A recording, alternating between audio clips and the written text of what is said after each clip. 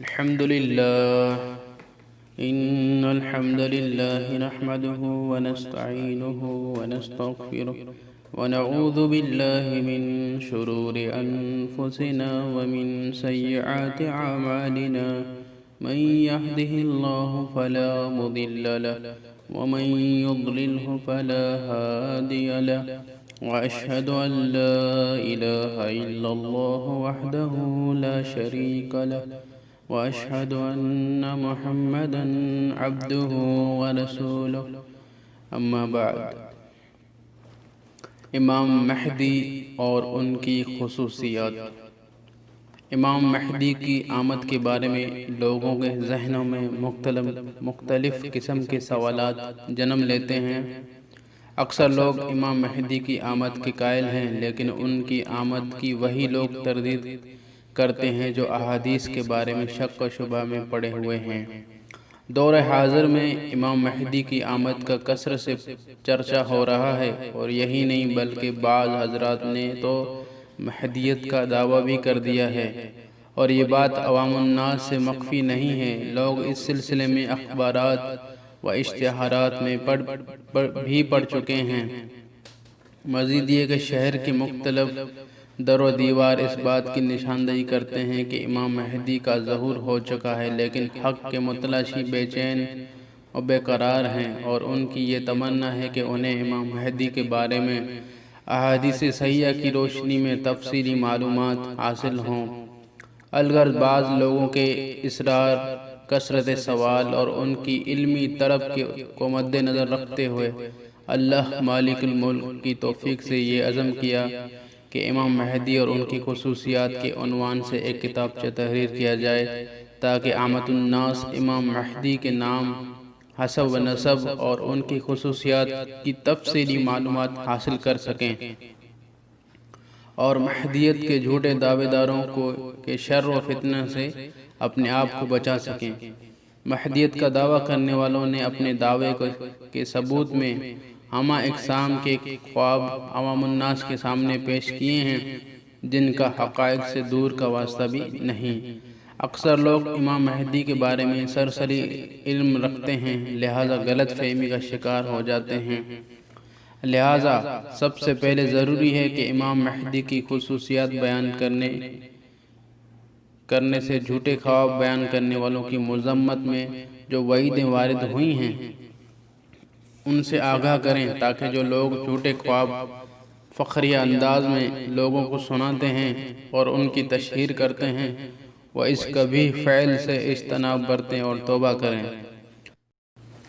رسول اللہ صلی اللہ علیہ وسلم فرماتے ہیں صحیح بخاری میں، یہ بڑے جھوٹ میں سے ہے کہ کوئی شخص ایسا خواب بیان کرے جو اس کی آنکھوں نے نہ دیکھا ہو۔ مندرجہ بالا حدیث سے ثابت ہوا کہ ہمیشہ وہ خواب بیان کرنا چاہیے جو سچ پر مبنی ہوں، اور ایسا خواب بیان نہیں کرنا چاہیے جسے آنکھوں نے دیکھا نہ ہو۔ یہ بہت بڑا جھوٹ ہے۔ عموماً لوگ اس بات کی پرواہ نہیں کرتے اور جھوٹے خواب لوگوں کو لطف اندوز کرنے کے لیے سناتے رہتے ہیں۔ رسول اللہ صلی اللہ علیہ وسلم فرماتے ہیں صحیح بخاری میں، جو شخص ایسا خواب لوگوں کو سنائے جو اس نے دیکھا نہ ہو، تو قیامت کے روز بطور سزا کے اسے ایسے کام کا پابند کیا جائے گا کہ وہ دو جو میں گرہ لگائے، اور ایسا ہرگز نہیں کر سکے گا۔ مذکورہ بالا حدیث جھوٹا خواب بیان کرنے والوں کے لیے سخت وعید سے آگاہ کرتی ہے، تاکہ وہ اپنی اصلاح کر سکیں اور آئندہ اس فعل سے کلیتاً اجتناب کر سکیں۔ امام مہدی کی خصوصیات۔ سامعین کرام، اب امام مہدی کے بارے میں وہ خصوصیات ملاحظہ فرمائیے جو اللہ کے رسول صلی اللہ علیہ وسلم نے فرمائی ہیں۔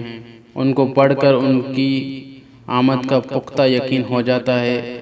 مہدی کے معنی ہدایت یاب ہونے کے ہیں، یعنی اللہ تعالیٰ کی جانب سے ان کو خاص ہدایت عطا کی گئی ہوگی۔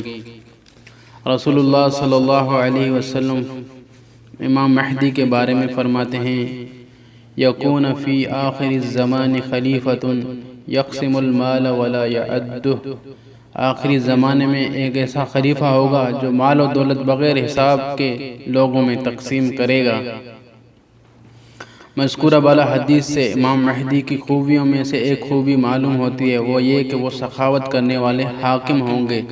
گویا مال کو بغیر گنے تقسیم کرنا ہی اس بات کا بین ثبوت ہے کہ ان کے دور میں مال و دولت کی فراوانی ہوگی، لہذا وہ اپنی رعایا کا خصوصی طور پر خیال رکھیں گے۔ اس کے برعکس ذرا ان مہدیت کے جھوٹے دعوے داروں کا بھی جائزہ لیجئے۔ اول تو وہ خود کسی ملک کے حکمران نہیں بلکہ وہ خود حکومت کے محکوم ہیں۔ دوسرے، وہ اس سخاوت کی نعمت و خوبی سے کوسوں دور، بلکہ حقیقت تو یہ ہے کہ یہ لوگ دوسروں کا مال و دولت حاصل کرنے کے لیے مہدیت کا ڈھونگ رچا رہے ہیں۔ غرض یہ کہ امام مہدی کی ایک صفت سچ اور جھوٹ، حق اور باطل کے فرق کو واضح کرنے کے لیے کافی ہے۔ اس سلسلے میں ترمذی کی ایک حدیث سے ملاحظہ فرمائی ہے جس کو صحیح مسلم کی مندرجہ بالا حدیث تقویت دیتی ہے۔ رسول اللہ صلی اللہ علیہ وسلم فرماتے ہیں، فَيَجِيءُ إِلَيْهِ رَجُلٌ فَيَقُولُ يَا مَهْدِيُّ أَعْتِنِي أَعْتِنِي قَالَ فَيَحْسِي لَهُ فِي ثَوْبِهِ مَا اسْتَطَاعَ أَن يَحْمِلَهُ۔ امام مہدی کے پاس ایک شخص آئے گا اور وہ کہے گا، اے مہدی مجھے مال دیجئے، مجھے مال دیجئے۔ آپ صلی اللہ علیہ وسلم فرماتے ہیں کہ مہدی اس شخص کے کپڑے میں اتنا مال بھر دیں گے کہ اسے اٹھانے کی طاقت نہ ہوگی۔ مذکورہ بالا واقعہ بھی گویا ان کی سخاوت کی کھلی دلیل ہے۔ امام مہدی کی ولدیت۔ امام مہدی کی خوبیوں کے علاوہ سب سے اہم چیز ان کا نام، حسب و نسب اور ان کی ولدیت بھی ہے، جو درجہ ذیل حدیث میں مذکور ہے۔ رسول اللہ صلی اللہ علیہ وسلم فرماتے ہیں، لولا یبق من الدنیا الا یوم لطول اللہ ذلك اليوم حتى يبعث اللہ فیہ رجلا منی او قال من اہل بیتی یواتی اسمہ اسمی واسم ابیہ اسم ابی۔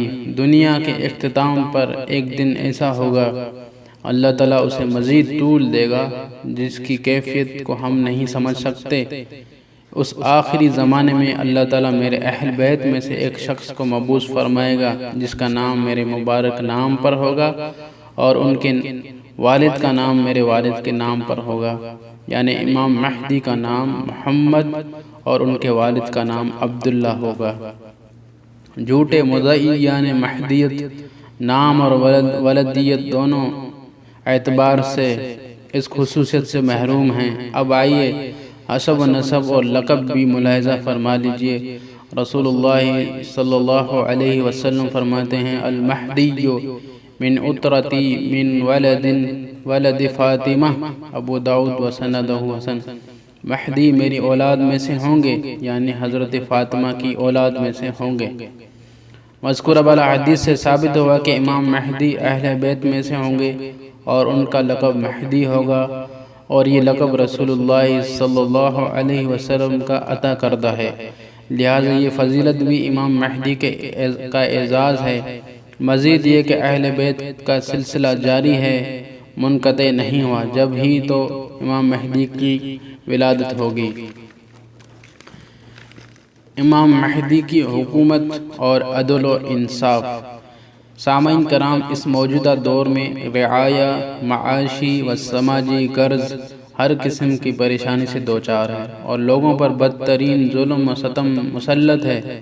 رعایا امن و امان، چین و سکون اور چادر اور چار دیواری کے عدم تحفظ کا شکار ہیں، لیکن امام مہدی کے دور حکومت میں کسی قسم کا ظلم و ستم نہ ہوگا۔ وہ ایسے عادل حکمران ہوں گے کہ ظلم و ستم، معاشی بدحالی کو جڑ سے ختم کر دیں گے اور زمین کو عدل و انصاف سے بھر دیں گے۔